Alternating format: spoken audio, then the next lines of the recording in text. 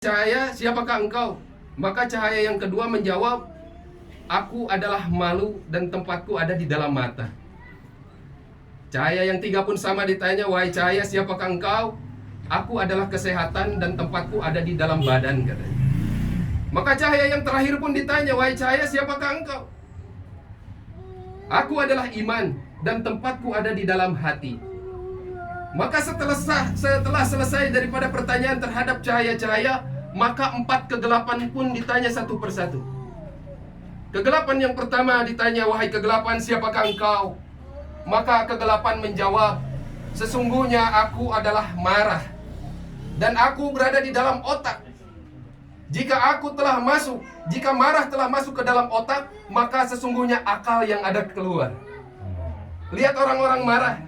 Ketika suami-suami marah terhadap istrinya, sepertinya saat itu juga kehilangan akalnya sampai bahasa-bahasa binatang keluar terhadap istrinya. Dan itulah kebiasaan kita dahulu sebelum mengenal daripada usaha dakwah, hadirin. Bicara yang kasar-kasar terhadap istri, sehingga melukai daripada hati istri, tanpa disadari air matanya keluar karena sakit oleh perkataan kita, hadirin. Karena ketika marah, bagaimana akal keluar daripada otak kita? Maka kegelapan yang kedua ditanya, wahai kegelapan, siapakah engkau? Maka kegelapan menjawab, aku adalah nafsu, yang mana tempatku ada di dalam mata. Seandainya aku masuk ke dalam mata, maka malu yang akan keluar. Hari ini hadirin yang mulia, baik ibu-ibu, bapak-bapak di luar sana, bagaimana orang telah hilang rasa malunya, hadirin. Sampai ke anak-anak kecil membuat aplikasi TikTok, aplikasi tai kotok, aplikasi yang menelanjangi daripada anak dan istri kita, menelanjangi daripada kaum-kaum wanita muslim, hadirin. Hilang rasa malunya, hadirin yang mulia. Jika nafsu sudah masuk ke dalam mata, maka malu yang akan keluar. Sedangkan malu ini adalah sebagian dari iman.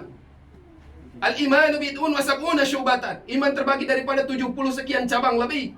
Fa'abdaluha qawlu la ilaha illallah. Yang tertinggi adalah la ilaha illallah. Wa adnaha imatatul adha anit torai.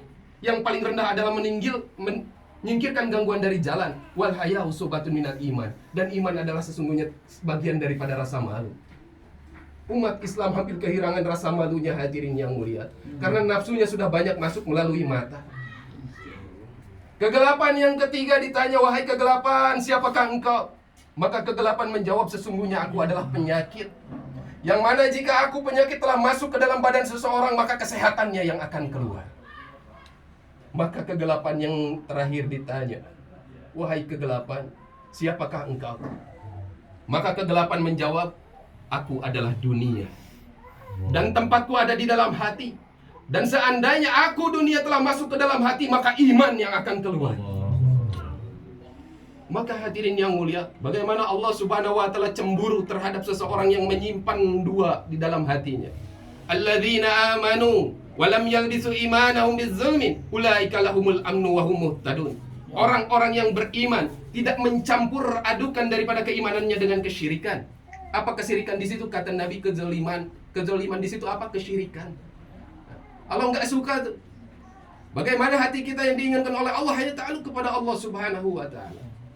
Maka hadirin, dengan membicarakan iman lagi, maka Allah subhanahu wa ta'ala akan ganti dengan ketenangan. Iman yang bersih yang diinginkan oleh Allah subhanahu wa ta'ala. Iman yang tidak tercampur dengan apa-apa selain keyakinan yang benar kepada Allah subhanahu wa ta'ala.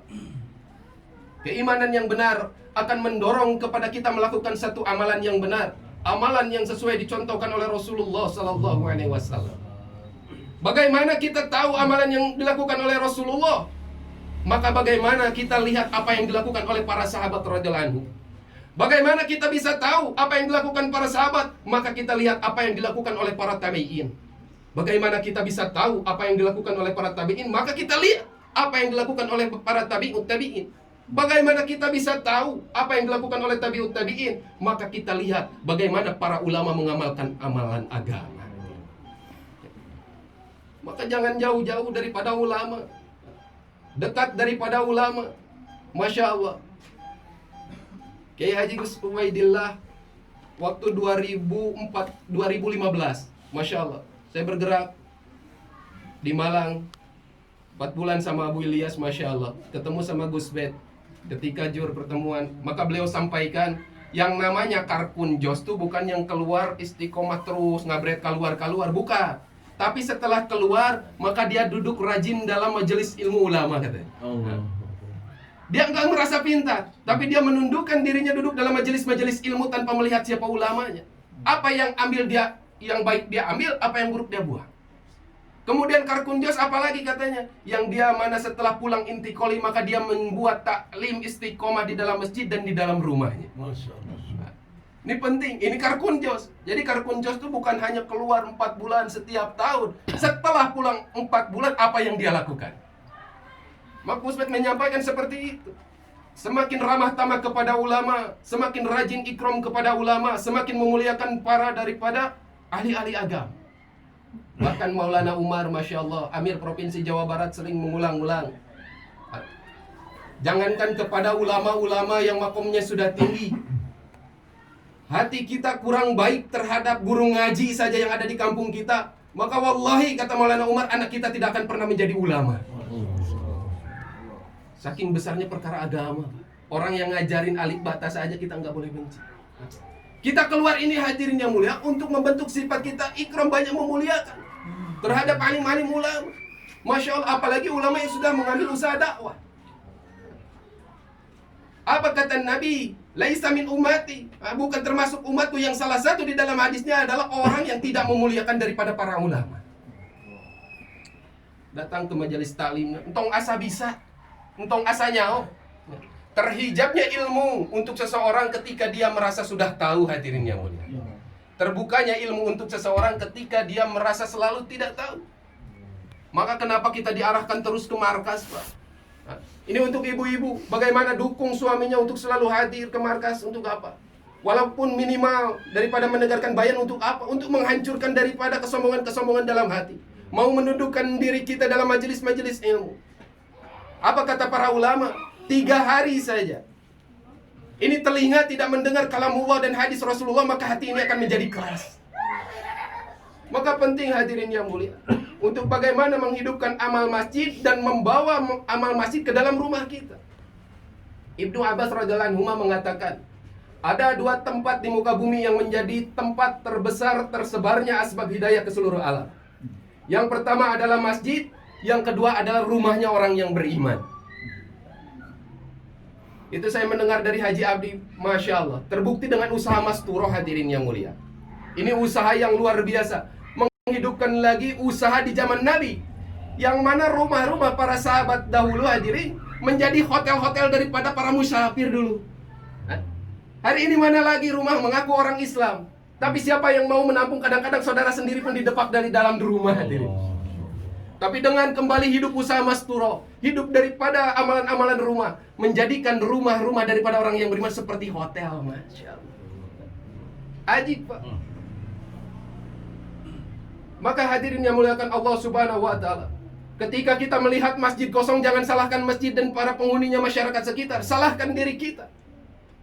Kenapa hari ini masjid dan rumahnya orang-orang yang beriman kosong daripada amal agama?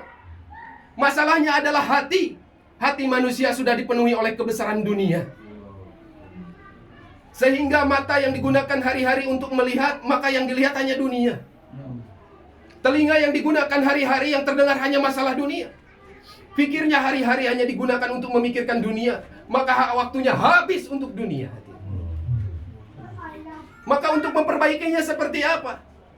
Maka hadirin yang mulia, ulama tamsilkan hati seorang manusia ini ibaratkan perahu.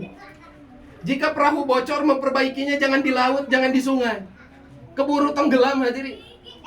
Maka tarik daripada suasana air ke suasana darat.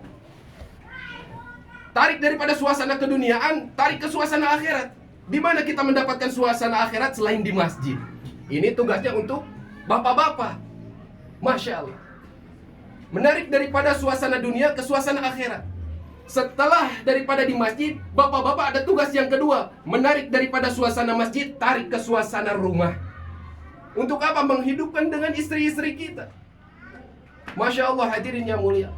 Dengan hidupnya amalan-amalan di dalam rumah kita, maka rumah kita akan bersinar sebagaimana bintang yang dilihat oleh para malaikat di langit. Masya Allah. Hari ini kita melihat bintang begitu indah, Pak. Indah, Bu. Masya Allah. Jutaan bintang. Tapi hadirin yang mulia, itu malaikat yang tidak terhitung jumlahnya melihat satu rumah yang hidup daripada amal-amal agama. Masya Allah, mereka pun melihat seperti bintang. Masya Allah. Tidak pernah berhenti mereka mendoakan. Ajibnya hadirin yang mulia, saya pernah melihat, Pak, satu tayangan yang benar-benar menguras air mata. Masya Allah. Ada dua sepasang suami istri yang mereka sama-sama profesinya adalah dokter. Orang Turki ini. Maka mereka wisata. Setelah wisata masuk ke satu pedesaan. Akhirnya hadirin yang mulia, hampir kemalaman tiba, mereka bingung. Wah, nggak dapat hotel nih, nggak dapat hotel. Akhirnya bingung, dicari rumah yang mau menerima daripada mereka. Ternyata alhamdulillah, ini orang kafir hadirin, dua-duanya Kristen. Ternyata hadirin yang mulia, dia dapatkan sebuah rumah yang rumah tersebut sederhana sekali. Maka setelah datang ke rumah tersebut, mereka berkata dan menceritakan keadaannya bahwa kami sudah tidak menemukan hotel. Maka kata orang rumah tersebut, di sini udah nggak ada hotel, Pak. Yang ada rumah saja. Jika Bapak ingin menginap, maka gunakan rumah kami. Ini orang Kristen, Masya Allah, orang langsung terkesan. Ini orang baik amat katanya. Langsung rumahnya digunakan sebagai hotel. Tapi lihat dulu ke dalamnya katanya. Maka Masya Allah, suami tersebut masuk ke dalam rumah, memperhatikan daripada seisi rumah yang rumah tersebut adalah sederhana. Dilihat hadirin yang mulia, di dalamnya ada dua orang wanita tua dan beberapa anak kecil. Dan tidak lagi dilihat hanya satu ruangan yang digunakan untuk tempat tidur. Maka si tuan rumah lelaki tersebut mengatakan, ini bisa gunakan oleh kalian berdua sampai besok pagi. Maka hadirin, dalam keadaan yang remang-remang dan gelap, maka si orang tersebut menarik daripada seluruh anggota keluarganya untuk keluar rumah.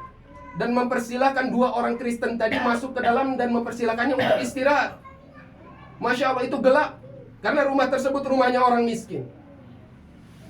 Maka si orang Kristen ini berpikiran bahwa orang tersebut memiliki rumah lagi sehingga keluarganya dikeluarkan. Masya Allah. Tidurlah mereka berdua sampai pagi, maka kaget itu orang Kristen. Saya pengen cepat-cepat berterima kasih kepada tuan rumah. Matahari mulai tinggi hadirin yang mulia. Sinar matahari sudah mulai masuk kepada jendela rumah tersebut. Allahu Akbar. Setelah sinar yang sempurna masuk ke dalam itu ruangan dan terlihat segala sesuatu yang ada di dalamnya, maka kaget dua orang Kristen tersebut. Ternyata di dalam rumah tersebut hanya ada satu ruangan. Maka dia pasti berpikir satu ruangan ini yang hanya digunakan untuk tidur bersama-sama.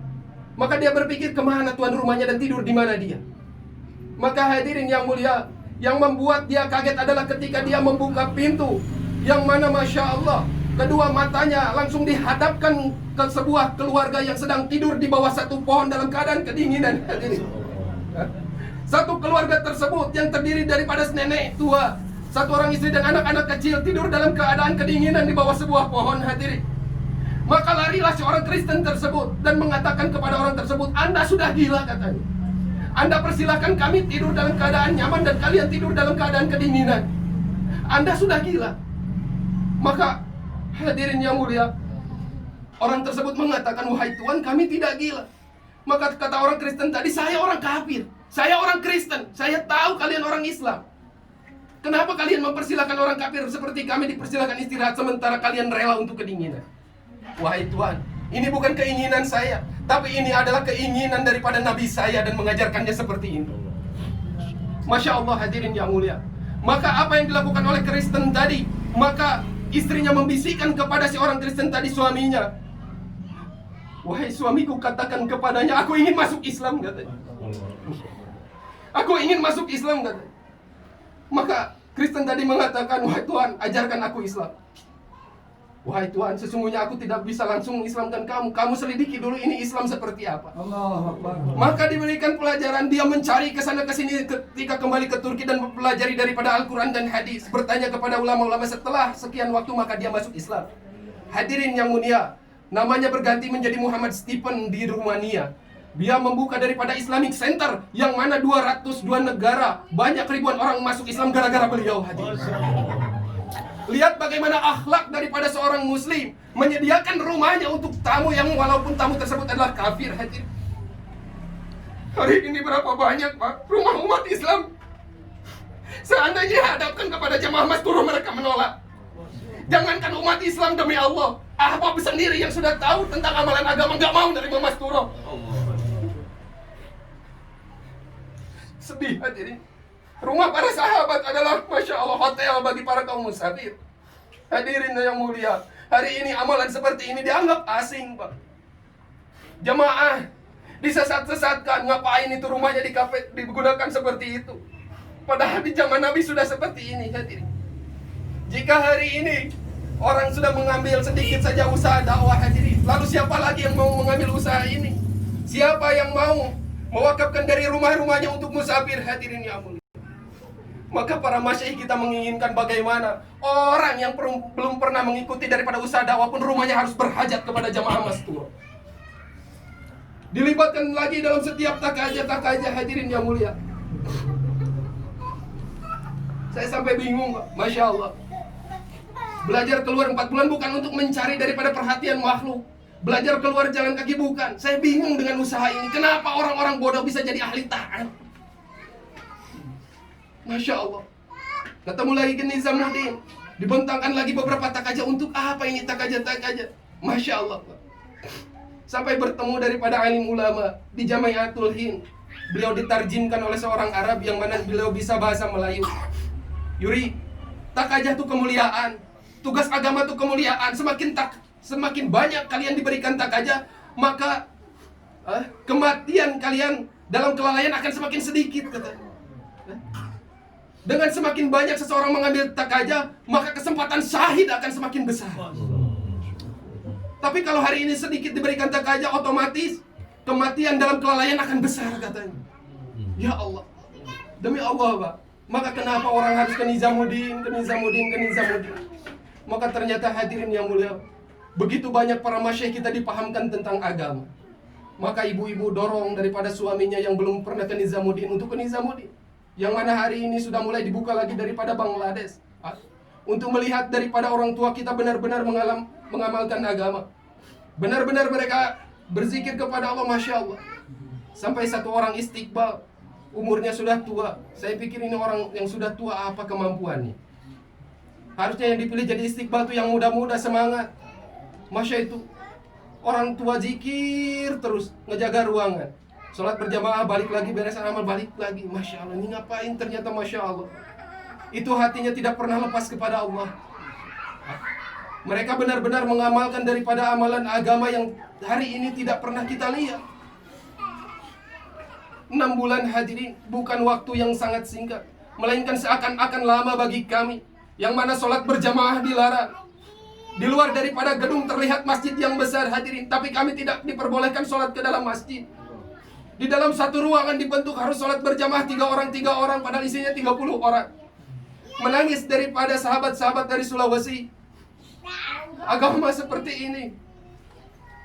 Maka Maulana Sa'ad sampaikan daripada grup-grup WA kepada yang memegang daripada HP. Kalian buat amalan-amalan infirodi, buat kerisauan, buat amalan-amalan tidak pernah terputus. Beberapa teman saya, Masya Allah, hampir pasrah, runtuh daripada iman dan amalnya. Sehingga mengatakan, saya pengen cepat-cepat pulang. Karena dia niatnya berangkat 40 hari. Tahu-tahu Allah tahan 6 bulan. Dia sudah dinas dari kepolisian, Masya Allah. Ada juga orang sama, dia orang miskin, nggak punya harta, niatnya sama 40 hari, tahu-tahu 6 bulan. Maka dia sambil nangis, narik-narik gamis saya. Yur, cepat kita keluar, katanya. Cepat kita keluar, antum cuma satu yang pegang WA, kasih tahu Maulana Sa'ad. Sampai seperti itu katanya. Siapa saya harus bisa menyampaikan ke Maulana Sa'ad, kata saya. Masya Allah. Kenapa kamu pengen cepat-cepat pulang? Ternyata Masya Allah, saya hanya titipkan istri dan anak saya 40 hari, katanya. Itu teman-teman halaqah saya ngasih tahu sama saya, ternyata istri saya sudah kesana kesini pinjam uang, katanya. Karena saya sudah tidak bisa membekalinya lebih daripada 40 hari. Masya Allah. Ini penyakit hadirin. Ketika handphone beredar, maka berita buruk sampai kepada teman saya. Hari itu saya dipersilakan untuk memimpin jadi amir untuk 35 orang. Maka beban pikiran saya makin banyak. Belum juga istri yang di rumah saya pikirkan, harus mikirin orang lain. Maka saya tenangkan sahabat saya. Kata saya, kamu buat amalan sebagaimana yang diperintahkan oleh Maulana Sa'ad. Perbanyak baca Quran.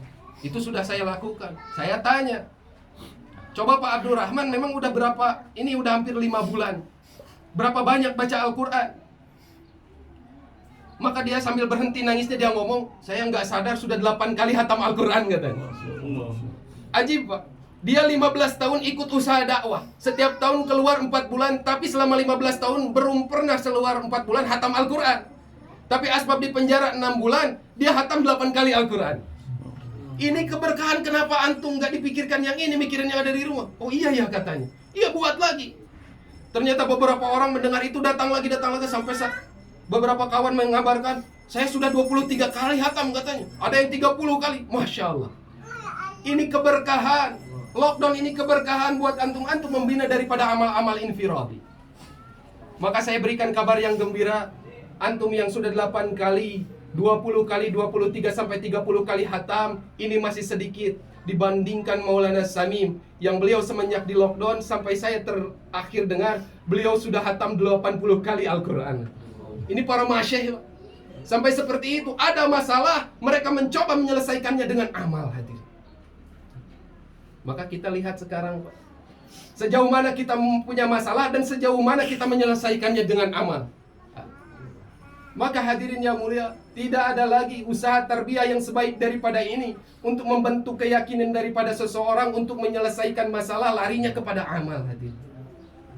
Hari ini banyak umat Islam mengaku bahwa mengenal Allah, mengenal Rasulullah, tapi banyak hati mereka ini tidak dalam keadaan tenang dan bahagia, hadirin. Coba kita perhatikan orang yang berangkat dari Surabaya ke Jakarta pakai bus, Pak. Masya Allah. Ketika dia naik ke dalam bus, ibu-ibu, maka baru 15 menit dia tertidur pulas. Nikmat itu sekali. Dia langsung merasa tenang ketika berada di dalam bus. Padahal dia sama sekali tidak mengenal siapa itu supir busnya, hadirin yang mulia. Ketika kami berangkat ke India pun sama, dalam perjalanan 6 jam. Ketika naik pesawat baru 20 menit langsung ngorok tiba-tiba sampai di Delhi. Nikmat itu perjalanan tanpa terasa, hadirin yang mulia. Kita yakin pesawat tersebut nggak bisa jatuh karena ada pilotnya, ada yang mengendalikannya. Tapi ajib, hadirin, Karkun mau keluar 40 hari, mau keluar 4 bulan, hatinya tenang, tapi mengaku mengenal daripada Allah. Padahal yakin daripada Allah adalah pilot daripada 7 lapis langit dan 7 lapis langit bumi, hadirin. Mengaku mengenal Allah tapi hatinya nggak tenang, masih kesana kesini cari orang kaya, hadirin yang mulia. Mengandalkan daripada makhluk untuk keluar di jalan Allah. Mengaku mengenal Allah, tapi hakikat Allah dia lupakan, hadirin. Maka hadirin yang mulia, orang yang benar hatinya ta'aluk hanya kepada Allah, maka Allah akan buat hatinya selalu ada dalam keadaan tenang, hadirin yang mulia. Tidak ada lagi usaha yang lebih baik daripada ini, hadirin. Usaha membina hati-hati manusia, mengeluarkan daripada kebesaran makhluk yang ada di dalam hati dan hanya memasukkan kebesaran Allah ke dalam hati yang mulia. Maka bapak-bapak, ibu-ibu yang dimuliakan Allah Subhanahu wa ta'ala, hari ini kita belajar membetulkan daripada niat-niat kita untuk keluar di jalan Allah. Bagi para ibu-ibu, Masya Allah, ditinggalkan oleh suami tercinta keluar di jalan Allah, ini adalah kemuliaan yang besar, anugerah. Telah lama kita mendorong suami kita untuk keperluan dunia, maka hari ini kita luangkan waktu kita banyak untuk mendukung daripada suami kita keluar di jalan Allah. Lebih jauh lagi, lebih jauh lagi, lebih jauh lagi. Sering diulang-ulang dalam muzakarah, Masya Allah. Hari ini ada 3 perkara yang sangat besar, bagaimana Allah Subhanahu wa ta'ala akan mencurahkan hidayah ke seluruh alam. Tak aja 3 besar ini sering dibentangkan oleh para masyayikh kita. Bagaimana sering disampaikan oleh guru saya, Ustadz Abdul Karim, orang miskin ini keluarkan daripada negeri jauh, katanya. Untuk apa, hadirin yang mulia? Ketika orang miskin ini diusahakan untuk mereka bisa pergi negeri jauh, maka dia akan menafikan daripada makhluk. Ternyata Masya Allah yang memberangkatkan saya bukan harta. Ini kebesaran Allah dan kehebatan Allah. Maka hadirin, orang miskin yang menangis di jalan Allah karena terbuai dengan kehebatan Allah, maka tangisannya akan merobek daripada hasanahnya Allah sehingga Allah turunkan hidayah yang besar. Ternyata hadirin yang mulia, tangisan seorang yang miskin tersebut masih belum hebat dibandingkan dengan tangisan orang yang sangat kaya. Maka para masyayikh kita menginginkan daripada orang-orang kaya yang memiliki daripada harta-harta lebih untuk keluar di jalan Allah 4 bulan dengan cara jalan kaki. Untuk apa? Bagaimana orang kaya yang biasa setiap hari dia naik Ferrari, naik Alphard, ketika dia merasakan berjalan di jalan Allah, berkorban 4 bulan di jalan Allah, maka dia akan merasakan sesuatu yang hebat, sehingga air matanya keluar dan dia berdoa kepada Allah turunkan hidayah. Maka hidayah tadi akan lebih besar daripada tangisan orang miskin tadi, hadirin. Ternyata hadirin yang mulia, dibandingkan orang miskin dan orang kaya tersebut, ada tangisan yang lebih besar yang merobek hasanah Allah sehingga Allah turunkan hidayah di seluruh alam. Yang mana adalah tangisan seorang wanita yang dia menangis di sepertiga malam, dia dibawa oleh suaminya keluar di jalan Allah. Wanita tersebut mengangkat tangan dan mendoakan daripada umat untuk keluar daripada azabnya Allah Subhanahu wa ta'ala. Menangis karena menginginkan hidayah untuk umat. Maka tangisan tersebut lebih hebat dari perkara 2 orang tadi, hadirinnya. Maka hari ini bapak-bapak niatkan untuk membawa daripada istri-istri kita keluar di jalan Allah. Usaha dakwah ini, hadirin yang mulia, adalah usaha yang berkelanjutan terus-menerus. Jangan pernah di stop, jangan pernah dikasih senggang waktu. Beres ini, Masya Allah, niatkan daripada teman-teman musaji kita untuk keluar membawa istrinya untuk mencicipi daripada 3 hari. Bersedia insya Allah? Subhanallah bihamdi, subhanakallahumma bihamdika, asyhadu an la ilaha illa anta, astaghfiruka wa atubu ilaik. Boleh ibu-ibu yang dibuat di dalam, Masya Allah.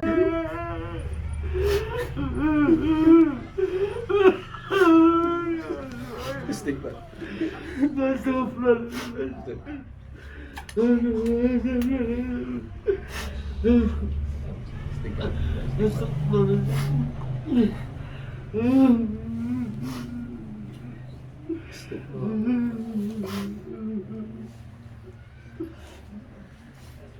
Hebat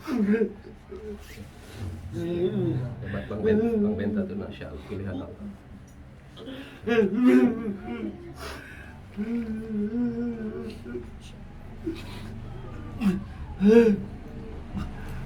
Doakan istrinya, doakan. Saya doakan.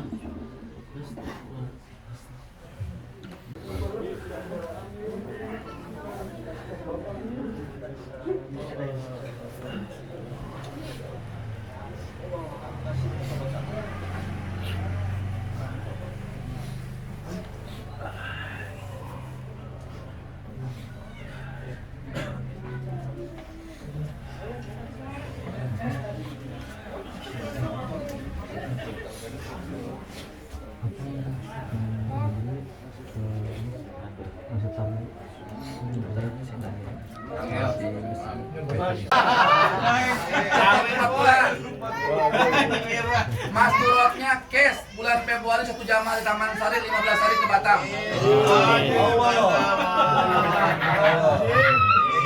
Asep Taman Sari. Ada. Ini Rijalnya kenapa jadi 40 hari? Pak Asep di oh ya, mana tetap berangkat ya? Masya Allah, 1 jamaah di Taman Sari ke Eropa insya Allah. Amin. Mas turutnya 2 bulan IPB insya Allah. Sigit, mana Pak Sigit? Ciomas. Masya Allah, Rijalnya minta skill 3 hari cash. Langsung berarti. Mas turutnya minta cash 3 hari. Tuh, kamu percaya sama lihat Cash Iya. Yuri Ciomas. Ya, Yuri Ciomas. Rijalnya 4 bulan negeri jauh bareng sama Taman Sari. Masya Allah. Itu ke Eropa insya Allah. Ya. Mas turutnya minta 40 hari 2021. L Bogor Barat mana L? Rijalnya ditaskil 4 bulan IPB. Mas Turutnya pengen 40 hari 2021. Amin, insyaallah. Amin. Haji Id Ciomas. Masya Allah, Rijal ditaskil cash 4 bulan jalan kaki. Siap. Bulan Januari ini. Masya Allah, luar biasa. Allahu Akbar. Haji Herman Ciomas. Rijalnya ini ditaskil 40 hari tahun 2021. Mas Turutnya 3 hari bulan Maret. Ipin. Taman Sari. Masya Allah ya. Insya Allah Rijalnya 4 bulan September. Mas Turutnya 3 hari. Masya Allah, karena baru ngelahirin. Masya Allah ya. Belum bisa. Februari ya. Ludi, mana Ludi? Ludi. Masya Allah ya. Insya Allah Rijalnya 40 hari Februari cash. Masya Allah. Mas Turutnya 3 hari. Sebelum berangkat Rijal 3 hari dulu Februari.